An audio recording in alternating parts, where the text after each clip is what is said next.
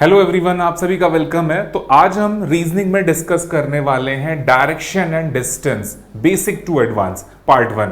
तो ये बहुत ही मोस्ट इंपॉर्टेंट पार्ट है जिसको हम एकदम बेसिक से स्टार्ट करेंगे और ये मैक्सिमम एग्जाम से पूछा जाता है। क्या रोल है डायरेक्शन का, क्या सिस्टम होता है, इन सारी चीजों को वन बाय वन आज की क्लास में डिस्कस करने वाले हैं। तो जल्दी से स्टार्ट करते हैं आज का सेशन हम लोग। अब देखिए आज की क्लास में about direction, how many direction, how to find the direction, इन तीनों पॉइंट्स पर वन बाय वन डिस्कशन होगा। तो वन बाय वन जानते हैं कि एक्चुअल में डायरेक्शन होगा क्या और इसका क्या यूज है हमारी लाइफ में। तो इसको समझते हैं डायरेक्शन को एक डेफिनेशन में।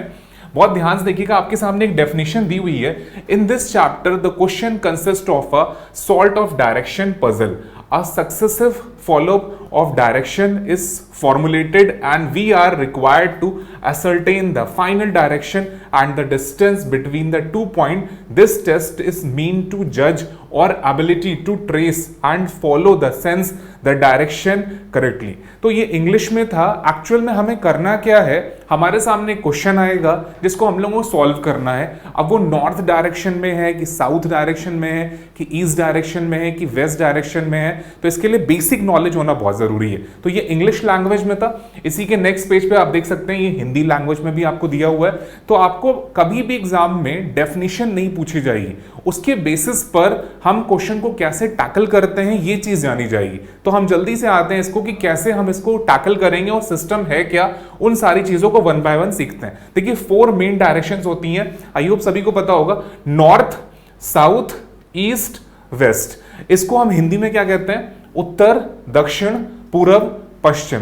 ये इनके 4 नाम हैं। अब इनको कैसे हमें वर्कआउट करना है, क्या सिस्टम होता है, इन चीजों को जानते हैं। एक चीज ध्यान रखिएगा, अगर हमारा फेस नॉर्थ में है तो लेफ्ट हमारा इस साइड होगा और राइट हमारा इस साइड होगा। आई होप सभी को पता होगा, लेकिन ये जानना बहुत जरूरी है। इसके अलावा अगर हमारा फेस साउथ में है तो ये जो दिशा लेफ्ट थी, नोटिस करिए, ये इस बार बन जाएगी राइट और ये दिशा आपकी बन जाएगी लेफ्ट। आई होप क्लियर हुआ। अब नोटिस करना, अगर यही चीज हमारा ईस्ट में होता, ईस्ट के हिसाब से, तो ईस्ट में लेफ्ट ऊपर होगा, याद रखिएगा, और राइट नीचे होगा।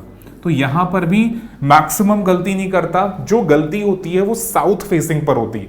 देखिए साउथ फेसिंग में जो हमारा राइट है वो लेफ्ट हो जाता है और जो लेफ्ट है वो राइट हो जाता है। तो इस चीज का ध्यान रखना है हमें। अब नेक्स्ट वेस्ट में देखते हैं। वेस्ट में भी आपको अपने आप एज्यूम करेंगे तो लेफ्ट आपको नीचे मिलेगा और राइट आपको ऊपर मिलेगा। तो ये 4 डायरेक्शंस को रिमेंबर रखिए और लेफ्ट राइट का कॉन्सेप्ट रिमेंबर रखिए, याद रखिएगा। इसके अलावा 4 और डायरेक्शंस होती हैं, उनको बोलते हैं सबऑर्डिनेट डायरेक्शंस। अब इसको कैसे फाइंड आउट करते हैं, देखिए नॉर्थ ईस्ट के जो बीच में होगा वो नॉर्थ ईस्ट कहला देगा। अब कई बार स्टूडेंट कहता है कि सर क्या 45 डिग्री होना मस्ट है। देखिए एक चीज ध्यान रखिएगा, अगर मैं इस दिशा में जा रहा हूं तो इसको भी मैं नॉर्थ ईस्ट बोलूंगा और अगर मैं इस दिशा में जाऊंगा तो भी नॉर्थ ईस्ट होगा। ये ध्यान रखिएगा। दैट मीन्स कि एंगल मैटर नहीं करता। नॉर्थ और ईस्ट के बीच में कोई भी पॉइंट अगर आ रहा है उसको नॉर्थ ईस्ट बोला जाएगा। इस तरह से साउथ और ईस्ट के बीच में कोई भी लाइन अगर ड्रॉ होगी तो वो साउथ ईस्ट कहलाएगी, ये ध्यान रखना है। तो 4 आपकी सबऑर्डिनेट डायरेक्शंस होती हैं, उसके बारे में आई होप क्लियर हो गया होगा। अब इसके ऊपर और क्या क्या चीजें हमें जानना बहुत जरूरी है, उनके ऊपर वर्कआउट करते हैं वन बाय वन। अब देखिए सबसे पहले बेसिक कॉन्सेप्ट समझते हैं कि डायरेक्शन में एक्चुअल में है क्या। बहुत ध्यान समझिएगा। फॉर एग्जाम्पल किसी एक पॉइंट से आपने चलना शुरू करा, नॉर्थ में चले गए, कितना मीटर गए, 5 मीटर। और ऑब्वियसली बात है, एक पॉइंट से आपसे बोला गया कि नॉर्थ में आपको जाना है 5 मीटर।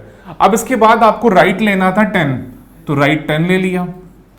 अब एक चीज का ध्यान रखना है हमें कि 5 मीटर की लाइन और 10 मीटर की लाइन में डिफरेंस होना चाहिए। यहां पे 10 मीटर की लाइन बड़ी होनी चाहिए और 5 मीटर की लाइन छोटी होनी चाहिए। ऐसा क्वेश्चन में मेंशन होगा कि एक पर्सन है जो एक पॉइंट से नॉर्थ में गया 5 मीटर, उसके बाद राइट मुड़ा, वहां से 10 मीटर गया। अब इसके बाद उसने राइट में 7 मीटर ट्रैवल करा। कितना? 7। और स्टूडेंट ने यहीं तक की लाइन बना दी। अब एक चीज बताइए, जब ये लाइन 5 मीटर है और ये लाइन 7 मीटर है तो क्या दोनों पॉसिबल है?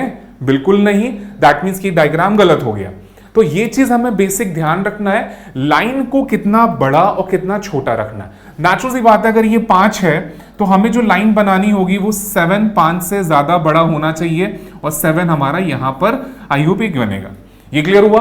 अब इसके बाद हमसे जो भी क्वेश्चन कहेगा, लेफ्ट मुड़ना है, राइट मुड़ना है, हम उसके अकॉर्डिंग ड्रॉ कर सकते हैं, लेकिन लाइन को कितना बड़ा रखना है, कितना छोटा रखना है, ये मोस्ट इंपॉर्टेंट है डायरेक्शन में, और ये बेसिक कॉन्सेप्ट में बताया जाता है। इसके अलावा एक चीज ध्यान रखिएगा, अगर आपको यहां से बोला जाए कि शॉर्टेस्ट डिस्टेंस बतानी है, तो शॉर्टेस्ट डिस्टेंस ये होगी, ये शॉर्टेस्ट डिस्टेंस होगी। हमें इसके रिगार्डिंग यहां पर एक परपेंडिकुलर ड्रॉ करना है, ड्रॉ कर दिया।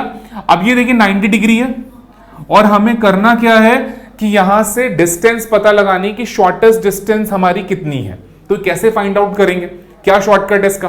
देखिए एक चीज समझिएगा, ये टोटल डिस्टेंस आपको पता है 7 है, आई होप क्लियर है, 7, और ये डिस्टेंस आपको पता है 5 है, और 7 में से अगर मैं 5 माइनस कर दूं तो नेचुरल सी बात है आपको मिल जाएगी ये डिस्टेंस। तो ये कितनी दूरी आ जाएगी, 2, और ये आपको पता है ये 10 है, तो ये 10 मिल रहा है। तो ये ध्यान रखिएगा कि अब देखिए, अब यहां पर पाइथागोरस थ्योरम लगेगी, जिसमें हमें क्या करना है, रूट में 10 का स्क्वायर प्लस 2 का स्क्वायर रखना है, और 10 का स्क्वायर देखिए क्या होता है 100 प्लस 4, तो दैट्स कॉल्ड, रूट में आंसर आएगा 104। क्लियर हुआ? तो रूट में 104 is the right answer, question solve हो जाएगा। लेकिन हमेशा यहां पे जो वैल्यूज दी जाती हैं वो परफेक्ट स्क्वायर होती हैं। अभी देखिए 104 जो निकल कर आया वो परफेक्ट स्क्वायर नहीं है, तो नेचुरल सी बात है जब भी एग्जाम में ऐसा क्वेश्चन बनेगा, जो वैल्यू निकल कर आएगी वो परफेक्ट स्क्वायर होगी, जिसके बेसिस पर आपका आंसर एकदम कॉम्प्लेक्स फॉर्म में नहीं होगा। आई होप क्लियर हुआ? तो बेसिक कॉन्सेप्ट के रिगार्डिंग आपको ये ध्यान रखना है कि लाइन को कितना बड़ा रखना है या कितना छोटा रखना है, इस चीज का बहुत ध्यान रखना है, क्योंकि मिस्टेक यहीं से होती है। तो नेक्स्ट पॉइंट पर आते हैं हम लोग। नेक्स्ट पॉइंट देखते हैं कि कौन से पॉइंट्स और आपको जानना है। देखिए आपके सामने 2 डायग्राम्स बने हुए हैं, इज इट ट्रू और फॉल्स? आपको फैसला करना है कौन सा सही है कौन सा गलत है। हो सकता है दोनों सही हो सकता है दोनों गलत हो सकता है एक सही हो और एक गलत हो। तो जरा 1 बाय 1 देखते हैं कि कौन सही है कौन गलत है। देखिए आप सभी को पता है नॉर्थ हमारा ऊपर होता है, साउथ नीचे होता है, ईस्ट इधर होता है और वेस्ट इधर होता है। लेकिन अगर मैं नॉर्थ इधर बना दूं या नॉर्थ इधर बना दूं तो क्या ये वैलिड है या नहीं? अभी कैसे पता चलेगा, ये बात कैसे क्लियर होगी कि कौन सा वैलिड है या नहीं है? इसका एक शॉर्टकट है, बहुत ध्यान समझिएगा। नॉर्थ के क्लॉकवाइज डायरेक्शन में, क्या बोला, क्लॉकवाइज, हमेशा ईस्ट होगा, और ईस्ट के क्लॉकवाइज डायरेक्शन में हमेशा साउथ होगा। किसमें? क्लॉकवाइज। और साउथ के क्लॉकवाइज डायरेक्शन में आपको वेस्ट मिलेगा। कहां पर? क्लॉकवाइज में। और वेस्ट के क्लॉकवाइज डायरेक्शन में नॉर्थ मिलेगा। ये चीज फिक्स्ड होती है, दैट मींस कि ये सर्कुलर फॉर्मेट घूम रहा होता है। अब देखो यहां पे अगर नॉर्थ है तो नॉर्थ के क्लॉकवाइज में देखो ईस्ट है, बिल्कुल है। फिर देखो उसके क्लॉकवाइज में कौन है? साउथ है, बिल्कुल है। फिर वेस्ट है, बिल्कुल है। दैट मींस कि ये आपका ट्रू होगा। ध्यान रखिएगा, क्या होगा? ट्रू। अब जरा इसको चेक करते हैं। देखिए नॉर्थ के क्लॉकवाइज में कौन होता है? ईस्ट। यहां कौन बैठा है? वेस्ट। तो ये डायग्राम आपका फॉल्स हो गया। क्यों हो गया फॉल्स? नोटिस करिए, आपके सामने है कि नॉर्थ के क्लॉकवाइज में यहां पर वेस्ट बैठा हुआ है, ऐसा हो नहीं सकता। ये ध्यान रखिएगा, क्योंकि नॉर्मल है नॉर्थ के क्लॉकवाइज में हमेशा ईस्ट होगा। अब ये चीज आप सभी को पता है कि सूरज किधर से निकलता है? ईस्ट में निकलता है। अगर सूरज ईस्ट में है, फॉर एग्जाम्पल मेरे सामने सूरज है, मॉर्निंग का टाइम है, तो जैसे ही मैं अपने आप को क्लॉकवाइज घुमाऊंगा तो ये मुझे साउथ मिल जाएगा, और अगर मैं अपने आप को एंटी क्लॉक घुमाऊंगा तो मुझे नॉर्थ मिल जाएगा। तो सूरज को देखकर मैं दिशा पता लगा सकता हूं कि मैं किस दिशा में जा रहा हूं। नोटिस करिए आपके सामने ये चीज क्लियर हो जाती है कि किस तरह से कौन सी दिशा कहां पर है, ये बहुत आसानी से आप फाइंड आउट कर सकते हैं। अब ये सूरज को देखकर आप बहुत आसानी से पता लगा सकते हैं कि आप किस दिशा में। लेकिन एक चीज ध्यान रखना होता है कि मॉर्निंग के टाइम पे सूरज ईस्ट में होता है, लेकिन इवनिंग के टाइम पे सूरज वेस्ट में हो जाता है। तो मॉर्निंग का टाइम है या इवनिंग का टाइम है, ये जानना बहुत जरूरी है, क्योंकि जिधर सूरज होगा वो दिशा आपको पता चल गई। और अगर एक बार वो दिशा पता चल गई, जैसे एक ईस्ट आपको मिल गया, तो ईस्ट के क्लॉकवाइज कौन मिलेगा? साउथ। और ईस्ट के एंटी क्लॉक कौन मिलेगा? नॉर्थ। और मान लेते हैं शाम का समय है तो आपको वेस्ट दिशा मिल जाएगी, क्योंकि शाम के समय सूरज इधर हो जाता है। तो नोटिस करिए वेस्ट के क्लॉकवाइज में कौन है? नॉर्थ। और वेस्ट के एंटी क्लॉक में कौन है? साउथ। तो ये तो पता चल गया, सूरज के थ्रू आप दिशा पता लगा सकते हैं। और ये हमेशा याद रखिएगा कि नॉर्थ के क्लॉकवाइज में ही ईस्ट होगा, आप इसको बदल नहीं सकते। लेकिन ये सर्किल आपका घूम सकता है। अगर नॉर्थ यहां पर ऊपर है तो ये बिल्कुल पॉसिबल है कि हम नॉर्थ नीचे कर दें, ये बिल्कुल पॉसिबल है। लेकिन नॉर्थ के क्लॉकवाइज में ईस्ट होगा, ये कंफर्म है, ये आप बदल नहीं सकते। जैसे देखिए यहां पे बदल दिया गया तो ये गलत हो गया, लेकिन ये सही है। ये क्लियर हुआ। इसके अलावा और भी बहुत सारे मेथड है जहां से आप डायरेक्शन पता लगा सकते हैं। तो वन बाय वन उनको भी समझते हैं कि कैसे पता लगाते हैं। अब देखिए आपके सामने एक फैक्ट है, आपने सुना होगा शंकर जी का जब मंदिर होता है तो जहां से जल बाहर निकलता है वो दिशा हमेशा नॉर्थ होती है। अब नोटिस करिए, अगर मुझे ये पता चल जाए कि अगर ये मूर्ति रखी हुई है, स्थापित है, तो यहां से जो जल बाहर निकल रहा है ये कौन सी दिशा हो जाएगी? नॉर्थ। और नॉर्थ के क्लॉकवाइज में दैट मीन्स कि ये दिशा कौन सी हो जाएगी? ईस्ट। और ये दिशा कौन सी हो जाएगी? साउथ। और ये दिशा कौन सी हो जाएगी? वेस्ट। तो आप देखकर पता लगा सकते हैं कि कौन सी दिशा में आप खड़े हैं। समझ में आया?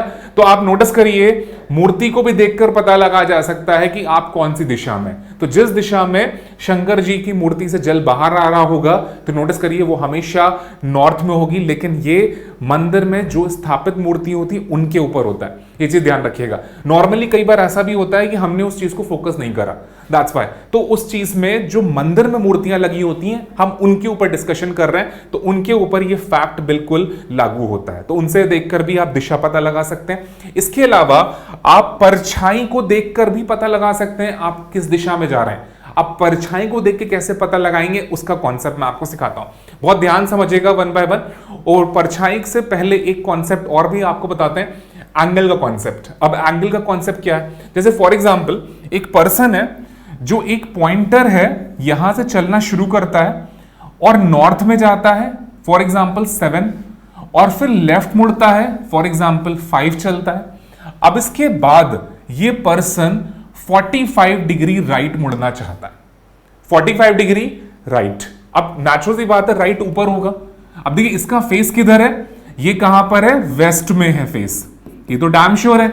अब राइट ऊपर होगा, लेकिन ऊपर दो चॉइस है, राइट 45 डिग्री अगर मुझे जाना है या 45 डिग्री राइट, बात एक ही है। तो नोटिस करिए, मैं इस दिशा में जाऊं नंबर 1 या मैं इस दिशा में जाऊं नंबर 2। अब ये बहुत बड़ा कंफ्यूजन पॉइंट है मैक्सिमम लोगों के लिए कि 1 सही है कि 2 सही है। आप में से बहुत सारे लोग कहेंगे सर 2 सही है, कोई कहेगा 1 सही है, लेकिन इन दोनों में से कोई एक ही सही होगा। इस बात को पहले समझना बहुत जरूरी है। एक पॉइंटर है, जिस पॉइंटर से हमने चलना शुरू करा 7 नॉर्थ में गए, फिर लेफ्ट में मुड़े और लेफ्ट में मुड़ने के बाद कितना गए? 5।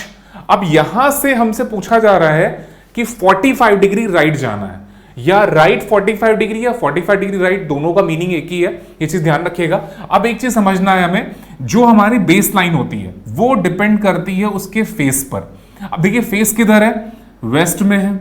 तो जो बेस लाइन है वो बेस लाइन फेस पर डिपेंड करेगी। यहां से 45 डिग्री आपको लेना है, तो दैट मीन्स कि 1 वाला सही है और 2 वाला आपका रॉन्ग है। 2 वाला रॉन्ग है, ये ध्यान रखिएगा। जो सेकंड पॉइंट दे रखा है मैंने डायग्राम में वो गलत है, फर्स्ट वाला सही है। लेकिन यही चीज 2 वाला कब सही होता है उसको जानते हैं, बहुत ध्यान से देखिएगा। फॉर एग्जाम्पल मैं यहां पर गया, एग्जाम्पल के तौर पर एक पॉइंटर है, 5 मीटर गया, फिर मैं ऊपर गया, अब नोटिस करिए 2 मीटर गया। अब यहां से मुझसे बोला जाए 45 डिग्री राइट। अब नोटिस करिए हमारा फेस कहां है? नॉर्थ में है। अब जब नॉर्थ में फेस है तो ये हमारा बेस लाइन है, और इस बेस लाइन से हम इधर जाएंगे 45 डिग्री राइट, तो ये कहलाएगा 45 डिग्री राइट। क्लियर हुआ? अब ये डायग्राम यहां पे सही हो जाएगा, लेकिन वो डायग्राम वहां पे सही है। क्यों? क्योंकि यहां पे फेस वेस्ट में है और यहां पे फेस नॉर्थ में है।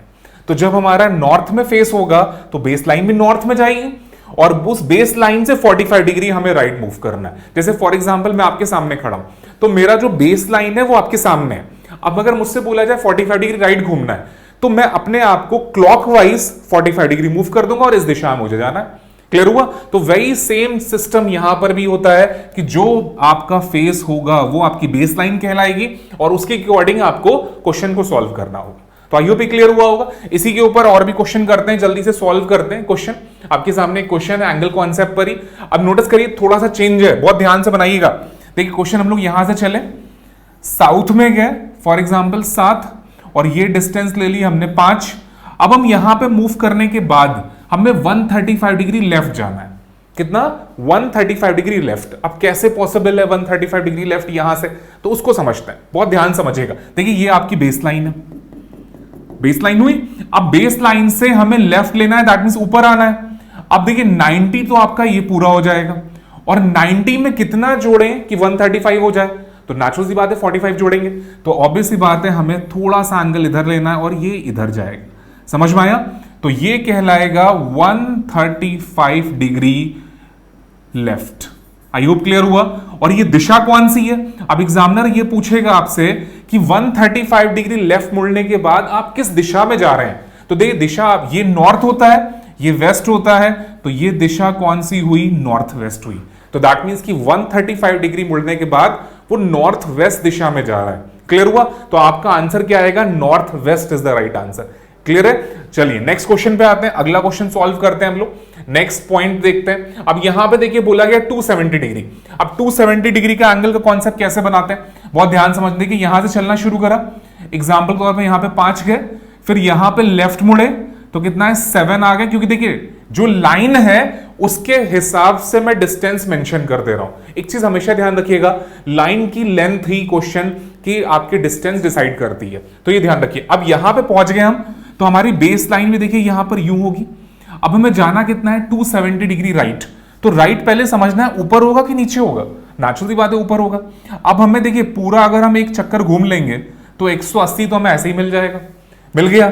अब 180 में हम कितना जोड़ें कि 270 बन जाए? नेचुरल सी बात है 90 और जोड़ना है हमें। तो यहां से हमें 90 डिग्री और मूव करना है। देखिए 45 ये हुआ और 45 यहां, तो हमें इस दिशा में मूव करना होगा।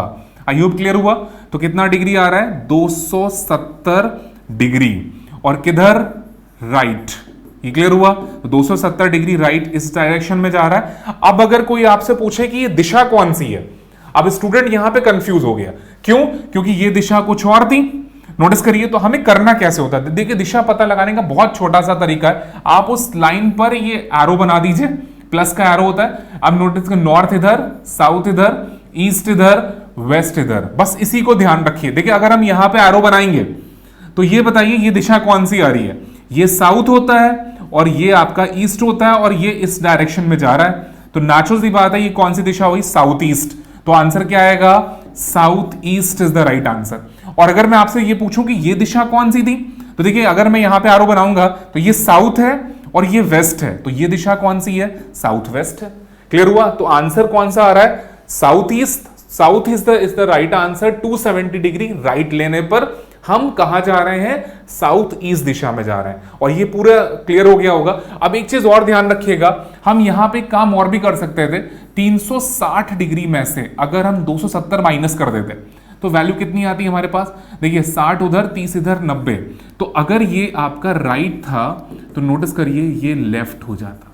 तो आप ऐसा भी काम कर सकते थे कि 270 डिग्री राइट लेने के बजाय 90 डिग्री लेफ्ट ले लेते, तो बात बराबर है। तो दोनों ही कॉन्सेप्ट आपके सामने आई होप क्लियर हो गए होंगे कि अगर मैं 90 डिग्री लेफ्ट ले लेता या 270 डिग्री राइट ले रहा हूं, तो दोनों ही चीजें सेम चीज बताती हैं, कुछ अलग नहीं बताती हैं। लेकिन कॉन्सेप्ट क्लियर होना चाहिए कि एंगल का कॉन्सेप्ट है क्या, क्योंकि बेसिक फंडा अगर क्लियर है तो क्वेश्चन सॉल्व करने में बहुत हेल्प होती है, ये ध्यान रखिएगा। नेक्स्ट पॉइंट पर आते हैं हम लोग, देखते हैं नेक्स्ट पॉइंट कौन सा हो रहा है। अब देखिए नेक्स्ट पॉइंट आपके सामने आ गया है शेडो का। मैंने आपसे बोला था कि शेडो के बेसिस पर भी आप ये पता लगा सकते हैं कि आप किस दिशा में जा रहे हैं। फॉर एग्जांपल आप बाइक चला रहे हैं, मॉर्निंग का टाइम है, और बाइक की परछाई बाइक के लेफ्ट में बन रही है। आप किस दिशा में जा रहे हैं? तो ये कैसे पता चलता है? क्या सिस्टम होता है? अगर मेरी लेफ्ट में शेडो बन रही है या राइट में बन रही है, तो उस केस में मैं कैसे आइडेंटिफाई कर सकता हूं कि मैं दिशा कौन सी है? इस चीज को समझते हैं इस कॉन्सेप्ट के थ्रू। बहुत ध्यान समझिएगा। देखिए मॉर्निंग में हम सभी को पता है सूरज ईस्ट में होगा, तो ये सन है ईस्ट दिशा में। अब जब यहां से कोई पर्सन है, यहां पे देखिए नोटिस करिए कोई पर्सन है जो यहां से ऊपर की ओर मूव कर रहा है। अच्छी बात है। जब ये मूव कर रहा है नॉर्थ में, तो इसकी शेडो किधर बनेगी? इधर बनेगी। कंफर्म है? हाँ, और अगर ये नॉर्थ में मूव करता चला जाएगा, देखिए यहां से कोई पर्सन है, इधर से अगर सूरज पड़ रहा है तो नेचुरल सी बात है उसकी बैक साइड में उसकी शेडो बनेगी।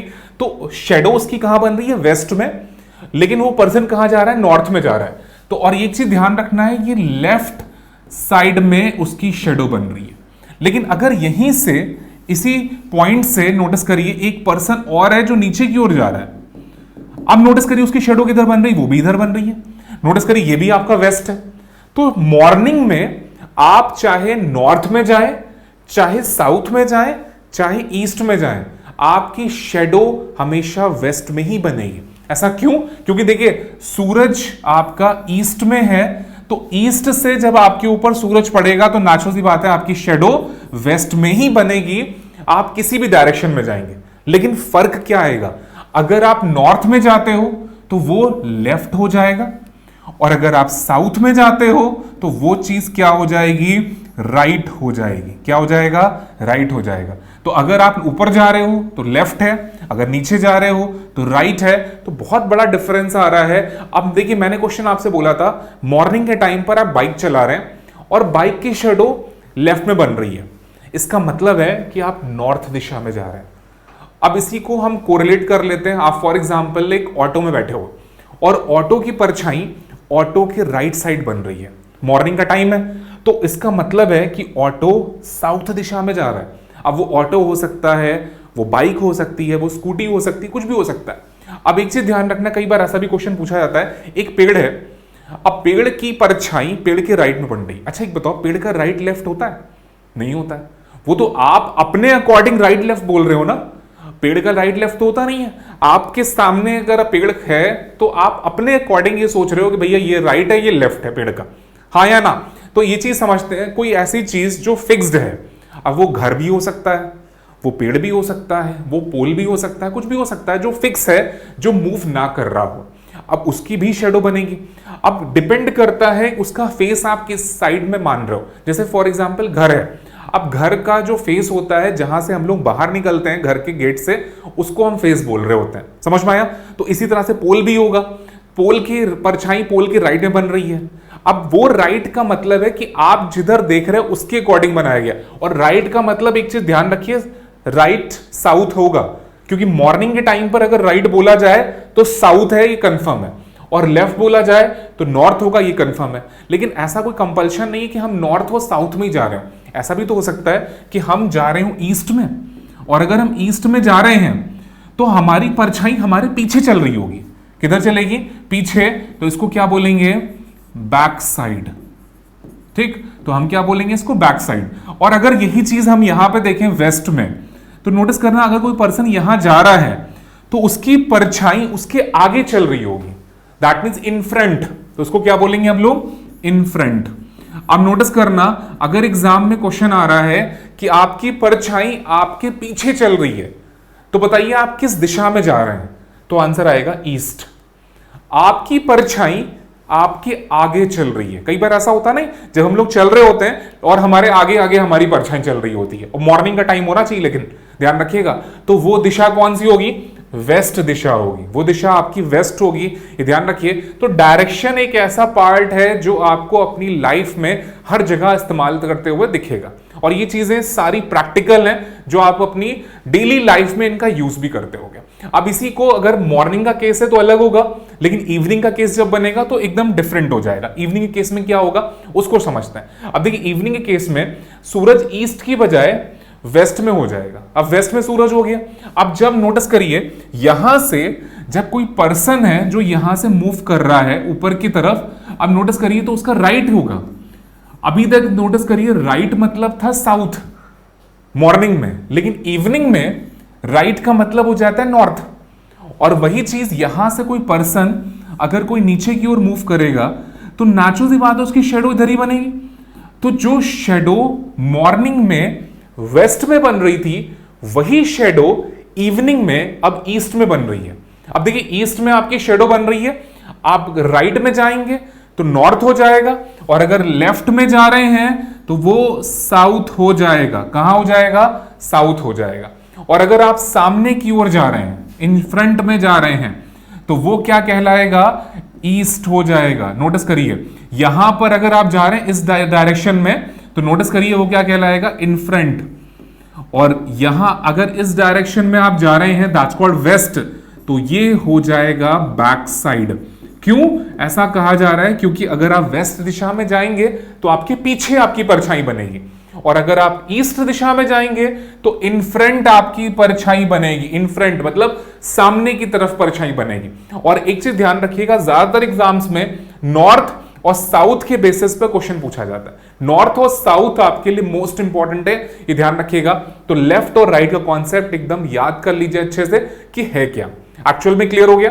तो नेक्स्ट पॉइंट को देखते हैं कि नेक्स्ट पॉइंट में हमें क्या सीखने को मिलेगा। देखिए हर पॉइंट डायरेक्शन का कुछ ना कुछ आपको सिखा रहा है, कुछ नई चीजें बता रहा है, तो उसको अडॉप्ट करना बहुत जरूरी है और आप अपनी लाइफ में भी इसको यूज कर सकते हैं। जितना प्रैक्टिकल करेंगे उतना आपके लिए अच्छा है। अब जल्दी से आते हैं क्वेश्चंस की लैंग्वेज पर। देखिए क्वेश्चन लैंग्वेज में बहुत ध्यान से देखिएगा। सबसे पहले लैंग्वेज आपके सामने आई है जो नॉर्मली हर बार क्वेश्चन में दी जाती है। Point A is 10 kilometre east of point B. बिंदु ए बिंदु बी के 10 किलोमीटर पूर्व में है। अब एक चीज हमेशा ध्यान रखिएगा, जब भी हम लोग क्वेश्चन सॉल्व करेंगे, नॉर्थ ऊपर, साउथ नीचे, ईस्ट इधर, वेस्ट इधर, ये हमारा स्टैंडर्ड है और इसी के अकॉर्डिंग हम क्वेश्चन सॉल्व करेंगे। अब जरा ध्यान से देखते हैं। देखो बाद वाला पॉइंट जो है, पॉइंट बी जिसको बोले बाद में जो है, उसको हम यहां पे बनाया, पॉइंट बी बना दिया। उस पॉइंट के ईस्ट में, जिसको हिंदी में बोलते हैं हम लोग पूर्व। अब देखो पूर्व इधर होगा, नेचुरल सी बात है, तो यहां पे पूर्व हो गया। क्लियर है, क्योंकि ईस्ट हम लोग जानते हैं कोई एक पॉइंट है, वहां से ईस्ट इधर होगा। कितना जाना है, 10, तो 10 इधर आ गए और ए यहां पर आ जाएगा। तो बाद वाले को पहले बनाते हैं और पहले वाले को हमेशा बाद में बनाते हैं। ये चीज हमेशा ध्यान रखिएगा। Point A is 10 kilometre east of point B, that means B को हम पहले बनाएंगे और बी के ईस्ट में ए आ जाएगा, तो ए आपका राइट साइड में हो जाएगा। ये क्लियर हुआ। अब इसी के ऊपर एक पॉइंट और देखते हैं, बहुत ध्यान से समझिएगा इस पॉइंट नंबर 2 को। अब देखिए यहां पर लैंग्वेज चेंज हो गई। अब लेकिन एक चीज समझना है, नॉर्थ हमेशा ऊपर होता है, साउथ इधर होता है, ईस्ट इधर होता है, वेस्ट इधर होता है, ये चेंज नहीं होगा, लेकिन लैंग्वेज बदलेगी। अब देखिए यहां पे लैंग्वेज क्या कह रही है, बिंदु P के 10 किलोमीटर पश्चिम में बिंदु Q है। अब नोटिस करना, इस बार बाद वाला पहले नहीं बनेगा, मतलब पहले वाला ही पहले बनेगा। तो देखिए दोनों लैंग्वेज में बहुत बड़ा अंतर है, वहां पर और यहां पे बहुत बड़ा डिफरेंस है। देखिए यहां पे कह रहे हैं 10 किलोमीटर वेस्ट ऑफ पी। देखिए एक पॉइंट बनाया मैंने, ये पॉइंट आपका पी हो गया। इस पॉइंट का वेस्ट, वेस्ट हमेशा इधर होता है इस साइड में, तो इस साइड में 10 किलोमीटर पर हमें कौन आ जाएगा, क्यू आ जाएगा। बन गया। तो देखिए पी को हमने पहले बनाया, तो यहां पर जो पहले है वो पहले बनेगा और उसके 10 किलोमीटर वेस्ट में आपका क्यू बनेगा। गलती से अगर आपने Q को यहां बनाया और Q के वेस्ट में 10 किलोमीटर पे P बना दिया, तो गया काम से क्वेश्चन, वो गलत है, ये सही है। अब नोटिस करिए दोनों में डिफरेंस क्या है।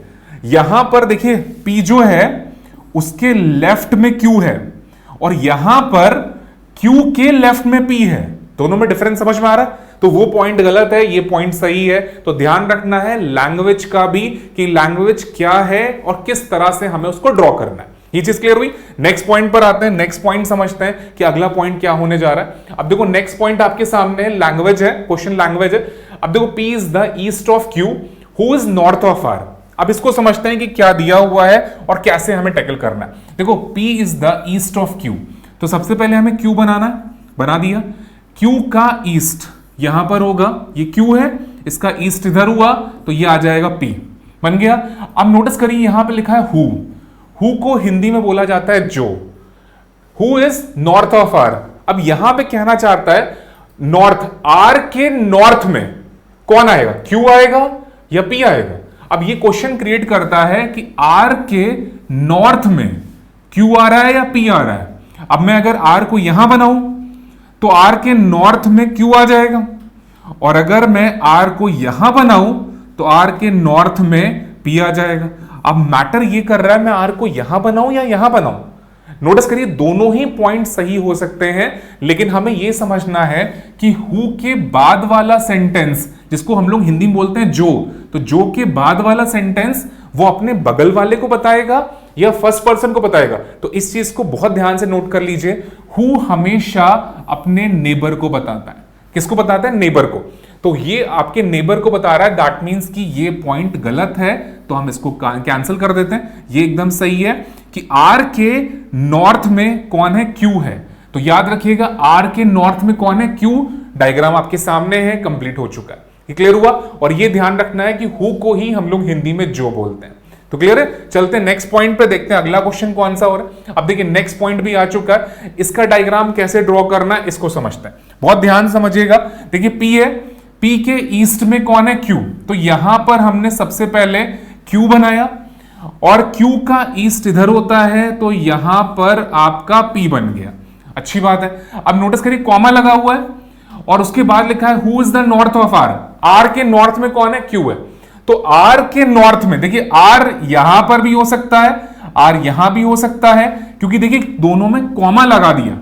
कॉमा लगाने के बाद हु है। अब क्वेश्चन ये क्रिएट कर रहा होता है कि जो हु है वो अपने बगल वाले को बता रहा है या पहले वाले को बता रहा है। तो इसको समझते हैं। देखिए हु हमेशा अपने बगल वाले को ही बताएगा। तो ये अभी भी नोटिस करिए आर के नॉर्थ में कौन है? क्यू है। ये हमेशा याद रखिए, हु हमेशा अपने बगल वाले को बताएगा। बहुत सारे लोग ये सोचते हैं कि अब ये सेकंड पर्सन दैट मींस कि पी को बता रहा है, ऐसा कुछ भी नहीं है। अब नोटिस करिए इन दोनों का ही डायग्राम सेम बन रहा है। अब अगर ध्यान से देखें तो फर्स्ट और सेकंड दोनों का सेम डायग्राम बन रहा है। आर के नॉर्थ में कौन है? क्यू, और क्यू के ईस्ट में कौन है? पी। तो बहुत आसान था, टफ कुछ भी नहीं था, लेकिन समझने का खेल है। आई होप क्लियर हो गया होगा कि हु का कॉन्सेप्ट है क्या। नेक्स्ट पॉइंट पर आते हैं। अब देखिए नेक्स्ट पॉइंट आपके सामने आ रहा है थर्ड पॉइंट, इसको समझते हैं। और थर्ड पॉइंट में देखिए लैंग्वेज थोड़ी सी चेंज हुई है। यहां पे देखिए एंड लगा रखा है, जिसको हिंदी में हम लोग बोलते हैं और। अब जब दो सेंटेंसेस के बीच में एंड का इस्तेमाल हो तब क्या होगा? उसके बाद वाला सेंटेंस पहले वाले के लिए आएगा। जैसे इसको ड्रॉ करते हैं। क्यू के नोटिस करिए ईस्ट में, क्यू के ईस्ट में कौन आ रहा है? पी आ रहा है। अच्छी बात है। अब ध्यान से इसको ड्रॉ करिए, आई होप क्लियर हो जाएगा। देखिए यहां पे एक पॉइंट बनाया, क्यू के ईस्ट में कौन है? पी। ये लाइन ड्रॉ करी। अब एंड लगा रखा है, दैट मींस कि आर के नॉर्थ में कौन है? पी। तो यहां पर आपका आर बनेगा और आर के नॉर्थ में कौन आ रहा है? पी आ रहा है। आर के नॉर्थ में पी है, तो आर का नॉर्थ पी बन जाएगा। तो डायग्राम इस तरह से बनेगा। क्लियर हुआ? आई होप समझ में आया कि किस तरह से सॉल्व करना होता है और है क्या। अब देखिए अगर एंड लगा है तो आंसर कुछ और आएगा, अगर हु लगा है तो आंसर कुछ और आएगा। अब एक पॉइंट और समझते हैं जल्दी से, नेक्स्ट पॉइंट नंबर फोर्थ को समझते हैं कि कैसे इसको ड्रॉ करना है। अब देखिए यहां पर दोनों ही सेंटेंसेस के बीच में सिर्फ कॉमा लगा दिया। अब देखिए कॉमा से क्या फर्क पड़ेगा? देखिए यहां पे कॉमा के बाद हु लगा था, लेकिन हु को भी हटा दिया, सिर्फ कॉमा लगा रखा है। अब क्या देखिए नोटिस करिए, अगर दो सेंटेंसेस को सिर्फ कॉमा से जोड़ा जाए तो कॉमा के बाद वाला जो सेंटेंस होगा वो पहले वाले के लिए आएगा। किसके लिए? फर्स्ट पर्सन के लिए आएगा। तो हमें करना क्या है? क्यू के ईस्ट में कौन है? पी। यहां पे हमने क्यू बनाया, क्यू के ईस्ट में कौन है? पी बनाया। और आर के नॉर्थ में कौन है? पी। तो हम यहां पर ड्रॉ करेंगे आर, और आर के नॉर्थ में कौन आ जाएगा? पी। तो दैट मींस कि थर्ड पॉइंट और फोर्थ पॉइंट दोनों का सेम डायग्राम बन रहा है, कोई डिफरेंस नहीं है, लेकिन लैंग्वेज में अंतर है। ये चीज ध्यान रखिएगा। और एंड को हम बट की तरह से भी ट्रीट कर सकते हैं। अगर यहां पे लिखा है P is the east of Q but is north of R, तो आपको जो बट लगा रखा है वो पहले वाले को इंडिकेट करता है। ये चीज हमेशा ध्यान रखिएगा। तो एंड हो गया, बट हो गया या सिंपल कॉमा हो गया, वो फर्स्ट पर्सन को इंडिकेट करता है। ये ध्यान रखिए। आई होप ये चीज क्लियर हो गई होगी आपको। तो आज की क्लास पूरी बेसिक पर थी। डायरेक्शन एंड डिस्टेंस का पूरा बेसिक फंडा सीखा है हम लोगों ने, लेकिन अभी भी क्वेश्चन की प्रैक्टिस हमने स्टार्ट नहीं करी है। तो इन बेसिक के थ्रू क्वेश्चन को कैसे टैकल करना है इसको हम नेक्स्ट लेक्चर में डिस्कस करेंगे। और आज का पूरा लेक्चर हमारा बेसिक था, जो डायरेक्शन एंड डिस्टेंस का बेसिक फंडा हमने आज की क्लास में आपसे डिस्कस करा है। अब नेक्स्ट लेक्चर में हम लोग डिस्कस करेंगे एमसीक्यू, डायरेक्शन के बेसिस पर कैसे क्वेश्चंस हमें हैंडल करने और क्या कॉन्सेप्ट होता है, उन सारी चीजों को हम लोग नेक्स्ट लेक्चर में डिस्कस करेंगे। तो आज के लिए इतना रखते हैं। Thank you to all.